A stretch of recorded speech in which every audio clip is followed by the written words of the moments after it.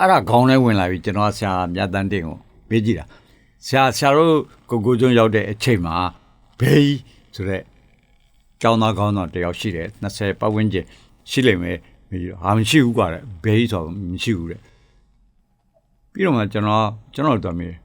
ဟဲ့အောင်ကျောင်းသားတယောက်တော့ရှိတယ်ကွာမင်း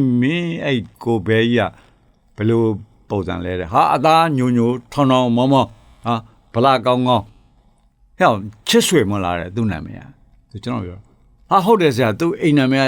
ကျွန်တော်တို့ကဘယ်ကိုပဲကြီးဆိုနှုတ်ကြိုးနေလို့ခေါ်တာသူ့ကျောင်းနာမည်ကချစ်ဆွေအဲ့ဒါမင်းကလည်းပြေတက်သူကပြေအထကကျောင်းသားကောင်းတော့လေကွာတဲ့အဲ့မှာမင်းစာရီပါရက်မတွေ့ဘူးလားတဲ့ hunger strike လို့တော့ကြာသွားတဲ့ရေဘော်ကွာတဲ့ပြီးတော့မှဆရာမကကျွန်တော်မင်းငါဝိထုဓာတ်တော်ဖတ်ဖူးလာတယ်ဟာရှာလဲနှစ်ခေါက်သုံးခေါက်မကောက်ဘူးကျွန်တော်ဖတ်ဖူးတာပါဆိုအဲ့ချက်တန်ကြောင်းကအဲ့ဘဲကြီးလေကွာတဲ့မင်းအကိုလေကွာတဲ့